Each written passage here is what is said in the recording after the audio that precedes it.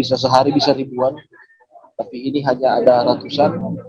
Namun demikian ini terus saja bertambah tamu karena memang kasus COVID-19 di Manado menurun drastis. Demikian. Baik, kemudian untuk rencana pengembangan dari lokasi ini ke depannya seperti apa? Apakah sudah ada rencana-rencana khusus begitu, Arthur? Jadi ini kan Manado menjadi salah satu destinasi pariwisata untuk mendukung Likupang. Jadi Likupang itu sudah di Minahasa Utara yang berbatasan dengan Manado itu sudah ditetapkan menjadi destinasi pariwisata super prioritas. Jadi tentunya dari pihak Pemprov Sulut juga menjanjikan membuat sejumlah fasilitas di sana, juga jalannya di situ yang masih agak rusak, dan juga dari pihak pengelola sendiri sudah bermaksud untuk membangun lebih, menambah sarana dan prasarana pariwisata di lokasi tersebut. Demikian. Baik, terima kasih Arthur atas informasinya hari ini. Selamat bertugas kembali. Setelah jalan-jalan dari Makate Hills di Manado, Ratu ajak Tribuners untuk berkunjung ke kota Solo Tribuners dan menikmati kuliner di sana. Ada satu pilihan kuliner yang berada di Pasar Gede Solo. Ada dimsum murah meriah, cuman seharga 3 ribuan saja Tribuners. Selain murah, rasanya juga enak loh. Supaya nggak penasaran, sudah ada Nurul dari jurnalis Tribun Travel yang mau membagikan ceritanya di Tribuners. Halo Nurul, selamat sore. Halo Ratu, selamat sore. Baik, Nurul, ini kan dimsum Umayumcha ya namanya. Boleh dijelaskan ada di mana? Apakah tadi sudah disebutkan ada di Pasar Gede, tepatnya ada di sebelah mana nih? Nurul, silakan. Iya Ratu, dimsum Umayumcha ini ada di Pasar Gede, tepatnya di Jalan Utara nomor 34, Sudiryo Prajan, Kecamatan Jebres, Solo, Jawa Tengah. Nah, lokasi kedai ini ada di lantai 2, di seberangnya Pasar Gede yang lewat pintu utara. Seperti itu, Ratu. Oke, kemudian untuk jam operasional dimsum Umayumcha ini serta protokol kesehatan yang diterapkan di sana seperti apa? Baik Ratu, untuk jam operasionalnya sendiri, dimsum Umayumcha buka mulai pukul 10 pagi sampai jam 9 malam. Jadi cocok banget buat Tribuners yang ingin makan siang atau makan malam di sana. Kemudian untuk protokol kesehatannya, di sana sudah menjalankan prokes ketat, mulai dari pengunjung wajib pakai masker. Di lantai 2, setelah tangga, itu langsung tersedia wastafel lengkap dengan sabunnya untuk cuci tangan. Kemudian pengunjung yang ingin makan, itu harus jaga jarak. Bahkan termasuk ketika antri makanannya saja, itu harus jaga jarak. Seperti itu, Ratu. Baik, tadi Nurul juga sudah sempat untuk menikmati dimsum di Umayumcha ini ya. Boleh dibagikan ke Tribuners menu favorit yang ada di sana dan juga menu favoritnya Nurul nih yang bisa direkomendasikan untuk Tribuners, silahkan. Iya Ratu, di dimsum Umayumcha ini bukan hanya menjual dimsum aja, tapi ada juga bakpao dan juga ceker kaki naga. Nah, untuk dimsum sendiri ini terbagi menjadi beberapa varian, mulai dari dimsum udang, lobster, wortel, jamur, kepiting, dan juga daging asap. Nah, untuk stoknya sendiri dari dimsum ini berbeda-beda. Terkadang ada yang tersedia 3 atau 4, kemudian nanti siangnya malamnya nanti tersedia menu yang lainnya. Seperti itu, tergantung stoknya paling laris yang mana. Kemudian untuk yang ceker kaki naga, ini rasanya pedas, dan ini cocok banget buat Tribuners yang doyan makan pedas. Kalau favorit aku itu ada bakpao isi ubi ungu, kebetulan rasanya itu manis dan lembut. Selain bakpao ubi ungu, ada juga bakpao kacang hijau dan juga keju. Oke, ini bisa dicoba ya untuk Tribuners yang ingin merasakan dimsum Umayumcha. Tadi sudah disebutkan menu andalan, menu yang disukai oleh Nurul, mungkin bisa dicoba juga Tribuners. Nah, lalu untuk lokasinya sendiri, ini apakah hanya ada di Pasar Gede Solo saja atau ada di tempat lain, Nurul? Iya Ratu, lokasinya sendiri sudah ada banyak cabang yang tersedia, mulai dari di area Jogja, kemudian di Solo sendiri ada di area Tugu Lilin, kemudian untuk di Karanganyar ada di sekitar alun-alun Karanganyar. Baik, kemudian untuk suasana terkini di dimsum Umayumcha sendiri seperti apa? Nurul. Baik Ratu, untuk suasana terkini di Dimsum Umayumca khusus di Pasar Gede tadi sudah mulai ramai pengunjung, terutama saat memasuki jam makan siang. Pengunjung pun masih ramai sama seperti sebelum pandemi, hanya saja perbedaannya sekarang pengunjung tetap membatasi jarak antara pengunjung satu dengan yang lainnya dan juga tertib untuk mencuci tangan dan melakukan protokol kesehatan. Baik, terima kasih Nurul atas informasinya hari ini. Untuk Anda yang berada di Solo dan sekitarnya bisa dicoba, atau tadi juga sudah disebutkan bahwa di Dimsum Umayumca ini sudah ada di beberapa lokasi lain. Di Solo ada beberapa, ada di Jogja dan juga di Karanganyar. Dicoba ya Tribuners. Setelah dari Solo, kita beralih ke Jambi. Untuk Tribuners yang ada di Jambi dan sekitarnya, kemudian sedang mencari lokasi wisata yang bisa merasakan sensasi berkuda, Taman Wisata Air Kito ini jadi solusinya. Jadi di wisata ini Tribuners bisa merasakan berkuda ala koboi, lengkap dengan atributnya. Tak hanya itu, Anda juga bisa bersuah foto Tribuners. Untuk melihat keseruannya, sudah ada Yon Rinaldi dari Tribun Jambi. Halo, selamat sore Yon. Halo Yon. Sore Ratu. Baik, Yon boleh dijelaskan suasana di Taman Wisata Air Kito ini?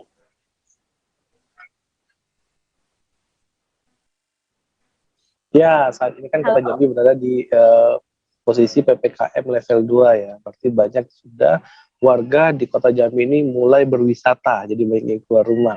Salah satunya di Taman Wisata Air Kito ini, khususnya untuk Sabtu Minggu di weekend, itu sudah mulai ramai, pengunjung sudah mulai ramai. Waktu saya ke sana kemarin itu hampir setengah wisata Taman Air Kito itu terisi, khususnya di destinasi wisata yang ada di situ, Ratu. Baik, kemudian kalau dari pantauan Yon sendiri nih, ini kebanyakan wisatawan yang hadir berasal dari kalangan anak muda atau dari keluarga, Yon?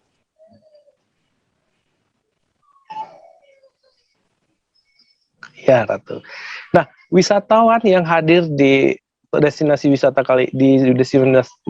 ini itu kebanyakan didominasi oleh keluarga. Jadi orang tua membawa anak-anaknya, juga orang tua membawa keluarganya untuk menikmati wisata, di mana sebelumnya kita kan Jambi belum boleh ada keluar ya, tempat wisata kan belum boleh buka. Baik, kemudian tadi disebutkan bisa berkuda juga di lokasi ini lengkap dengan atributnya. Berapa biaya yang harus dikeluarkan, Yon, untuk bisa merasakan sensasi berkuda?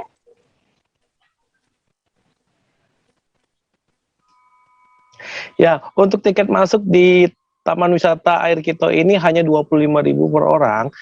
Namun untuk berkuda ada biaya tambahan sebesar 15.000 untuk satu putaran per orang. Ratu. Lalu saya ingin tahu apakah hanya diperuntukkan bagi wisatawan yang sudah mahir berkuda saja, atau bisa juga dicoba untuk para pemula, Yon?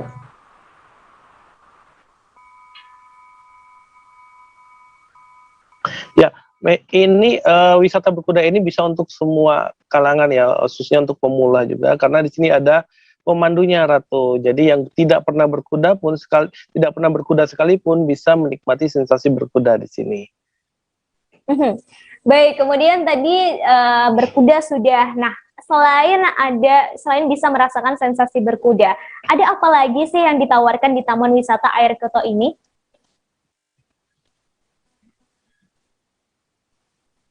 Iya, jadi di sini banyak sekali ya tempat-tempat menarik di destinasi wisata ini, seperti Taman Burung. Di Taman Burung ini wisatawan juga bisa bermain dengan burung dara atau burung merpati. Di sini burungnya sangat jinak sekali, Ratu. Jadi dia mau hinggap di tangan ataupun di pundak kita, burungnya mau gitu. Terus juga ada Taman Kelinci. Kita juga bisa bermain dengan kelinci-kelinci di sini, lumayan jinak. Terus juga ada kandang rusa. Jadi wisatawan juga bisa bermain dengan rusa, bisa bersentuhan langsung.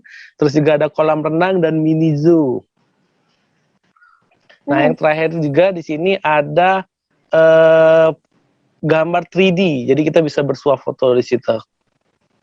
Oke, wah seru sekali ya. Ini benar-benar suatu lokasi yang pas untuk berlibur keluarga besar begitu. Lalu kalau untuk aksesnya sendiri menuju ke wisata air ceto ini, boleh dijelaskan Yon?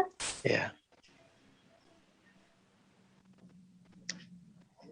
Ya, ini aksesnya tidak terlalu jauh dari kota Jambi. Ini kalau jalannya Jalan Jambi Palembang. Kalau dari kota Jambi itu mungkin kurang lebih 20 menit.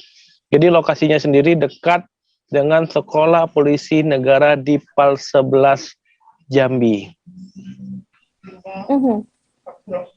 Baik, terima kasih Yon atas informasinya. Ini bisa jadi salah satu pilihan untuk Anda yang berada di Jambi dan sekitarnya ya, Tribuners. Terima kasih Yon. Baik, dari Jambi kita beralih ke Bandar Lampung. Nah, sekarang di Bandar Lampung, Tribuners, ada banyak pilihan destinasi wisata. Satu di antaranya adalah Pulau Permata, yang dulunya dikenal sebagai Pulau Kubur.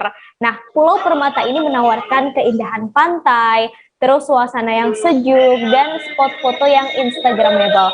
Untuk melihat keindahan Pulau Permata secara langsung, sudah ada Jelita Dini, jurnalis dari Tribun Lampung. Halo. Selamat sore, Jelita. Halo, Ratu. Baik, Jelita bisa diceritakan bagaimana suasana berekreasi di Pulau Permata ini? Iya, jadi Ratu, Pulau Permata ini memang dulunya dikenal sebagai Pulau Kubur, tapi sekarang namanya sudah diganti jadi Pulau Permata. Jadi Pulau Permata ini adalah salah satu destinasi wisata, itu destinasi wisata pantai. Ya, sebentar. Jadi di sini ada destinasi wisata pantai itu yang memang yang asik banget, karena memang di sini nih suasananya itu sejuk, terus banyak pohon rindang gitu. Udah gitu banyak sekali spot-spot foto yang instagramable gitu, Ratu. Jadi cocok banget sih ini kalau misalnya pengen berlibur ke Pulau Permata ini bareng keluarga, bareng teman, atau bareng pacar juga bisa. Bersama orang-orang terkasih ya. Iya, Baik, ini berarti kalau boleh saya bilang ini adalah sebuah pantai, cuman beda dari pantai lainnya. Karena kalau pantai lainnya biasanya panas gitu ya, Tribuners. Tapi kalau pantai yang di Pulau Permata ini sejuk karena di kanan kirinya itu masih banyak pohon-pohon rindang. Lalu, iya betul. boleh dijelaskan Jelita untuk fasilitas yang ada di Pulau Permata dan juga spot-spot yang ada di sana? Iya, nah ini menariknya di Pulau Permata ini kita cuman bayar 30.000 aja. Kita cukup bayar 30.000 aja, itu kita sudah bisa naik kapal ke Pulau Permata. Sudah itu kita juga sudah bisa menempati saungnya. Kan kalau di pantai lain tuh biasanya kalau saung itu kita kan harus bayar lagi. Tapi kalau di Pulau Permata itu kita nggak perlu bayar lagi. Jadi 30.000 tuh sudah termasuk kapal, sudah termasuk saung. Nah, di sana juga banyak banget spot foto yang instagramable. Jadi mulai seperti ada jembatan, kemudian ada dermaga, kemudian ada tulisan Pulau Permata sendiri gitu. Dan di pinggir pantainya itu pun instagramable itu, Ratu. Karena banyak banget batu-batuan gitu yang cantik gitu. Baik, tadi tarifnya sudah dikatakan adalah 30.000. Itu apakah sudah termasuk tiket masuknya juga, Jelita? Iya, sudah termasuk, Ratu.